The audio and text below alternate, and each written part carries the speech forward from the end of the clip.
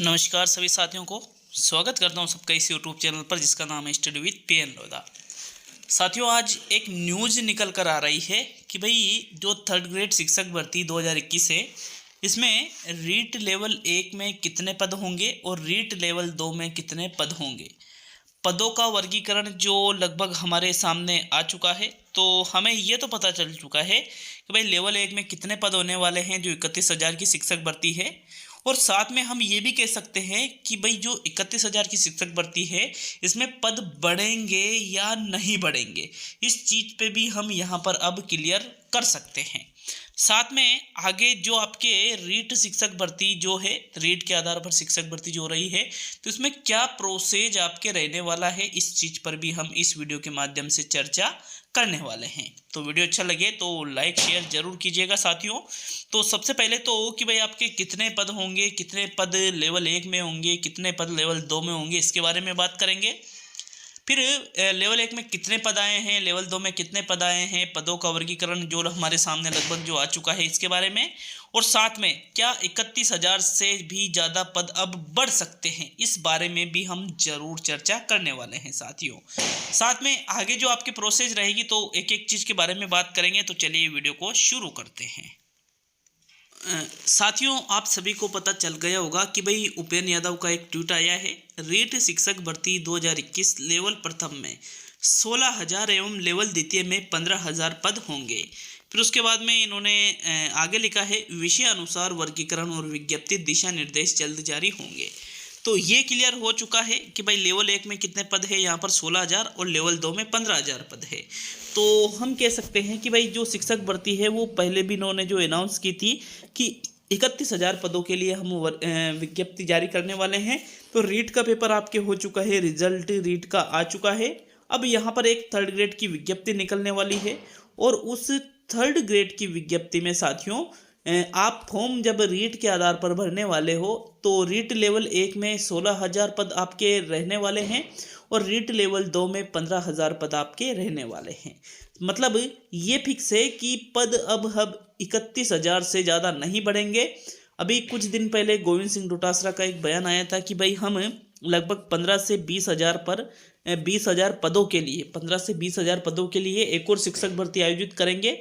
तो इसलिए ये पद नहीं बढ़ा रहे हैं, क्योंकि यदि ये 31,000 से ज़्यादा ये पद कर देते हैं तो 31,000 से ज़्यादा पद कौन चाहते हैं। जिन बच्चों के 120 के आसपास नंबर आ रहे हैं वो चाहते हैं कि यार 31,000 से अगर पदों की संख्या 50,000 बढ़ जाती है तो हमारा सिलेक्शन हो जाएगा, और वो बिल्कुल सही सोचते हैं उनके बारे में।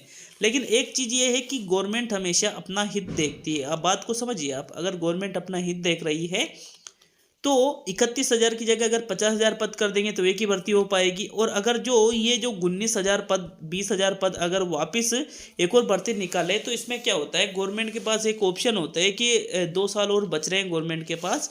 तो 2 साल के अंदर अंदर 2 साल के अंदर अंदर अगर एक और भर्ती गवर्नमेंट कर देती है तो गवर्नमेंट का लास्ट टाइम पे जब चुनावी घोषणा वगैरह होगी, वोटिंग का जब टाइम रहेगा, तो गवर्नमेंट क्या सोचती है कि भाई अपने पक्ष में कुछ चीज़ें हो, इसके लिए एक जैसे एक और भर्ती करना चाहेगी गवर्नमेंट। तो मेरे हिसाब से पदों की संख्या बढ़ाने का कोई सवाल ही नहीं उठता। पद आपके 31,000 ही इसमें रहने वाले हैं साथियों, क्योंकि गवर्नमेंट अपना स्वार्थ देखती है। अपना मतलब स्वार्थ कह दो या अपना हित कह दो, तो गवर्नमेंट अपना हित देखती है कि भाई हमारा हित किस चीज़ में कैसे होगा।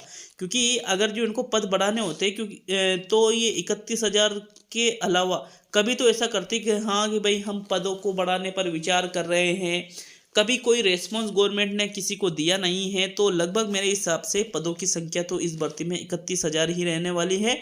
अब आप लोग कहेंगे कि सर आप भी अभियान चलाओ। भाई अभियान ठीक है, अभियान चला भी रखा है, कई लोगों ने, सब कुछ हो रहा है, लेकिन होता वही है जिसे गवर्नमेंट चाहती है। तो ऐसा है कि 31,000 ही लगभग इसमें पद रहने वाले हैं।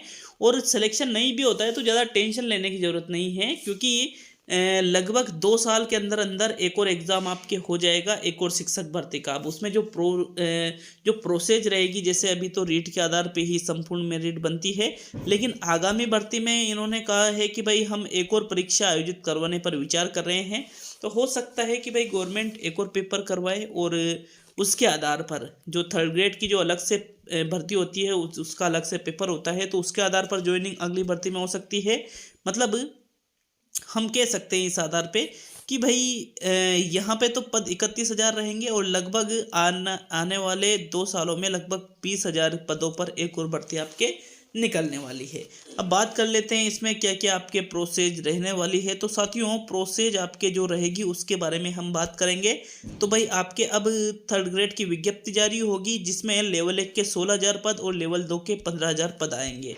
इन 15,000 पदों में भी लेवल 2 में जैसे साइंस मैथ्स वाले जो है उनके अलग पद रहेंगे, जैसे SST वाले हैं उनके अलग पद रहेंगे, जैसे हिंदी वाले हैं उनके अलग पद रहेंगे, उर्दू वगैरह अन्य अलग अलग विषयों के अलग अलग पद रहेंगे।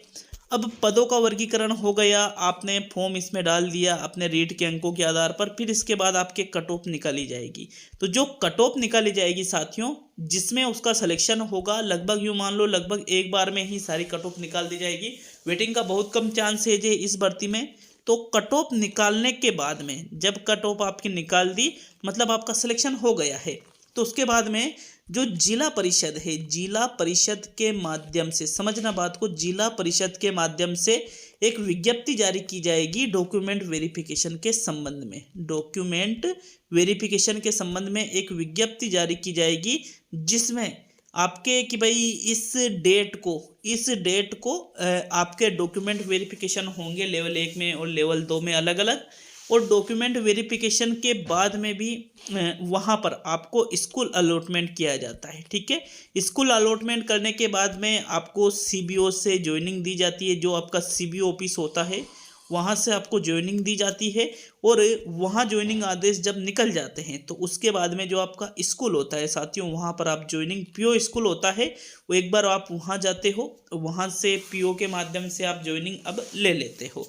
तो पहले तो CBO ऑफिस से होता था, लेकिन अब वर्तमान में लगभग PO स्कूल से ही ये काम होता है, तो वहाँ से आप ज्वाइनिंग ले सकते हो। तो ये सारी प्रोसेज आपके इस शिक्षक भर्ती में रहने वाली है। ठीक है, जो भी बाकी की आगे की कोई अगर चीज़ें आपके सामने आएगी, तो क्या क्या चीज़ें आपके रहेगी, क्या क्या चीज़ें आपके नहीं रहेगी, मैं अगले वीडियो के माध्यम से ये चीज़ें आपको सारी बता दूंगा। ठीक है, अगर कोई आपको लगता है कि हाँ इन्फॉर्मेटिव चीज़ें हमें इस वीडियो के माध्यम से मिली है, तो आप बिल्कुल उसके लिए नीचे कमेंट ज़रूर करिएगा, और कमेंट में ज़रूर बताइएगा कि वीडियो आपको कितना इन्फॉर्मेटिव लगा है। साथ में अगर चैनल पर नए हो तो चैनल को सब्सक्राइब भी जरूर कीजिएगा साथियों। सब्सक्राइब करने के साथ में एक बेल आइकन जरूर दबाइएगा। बेल आइकन से आपके पास वीडियो के नोटिफिकेशन पहुंच जाएंगे। अगर आप 1st ग्रेड या 2nd ग्रेड की तैयारी कर रहे हो तो भी आप इस चैनल से ज़रूर जुड़ के रहिएगा, ताकि आपको सारा का सारा फ़ायदा इसका मिल सके। तो मिलते हैं अब अगले वीडियो में। सभी दोस्तों का बहुत बहुत धन्यवाद वीडियो को पूरा देखने के लिए। या फिर आप CTET वगैरह की तैयारी कर रहे हो तो उसके लिए भी चैनल को ज़रूर ज्वाइन करिएगा। ठीक है।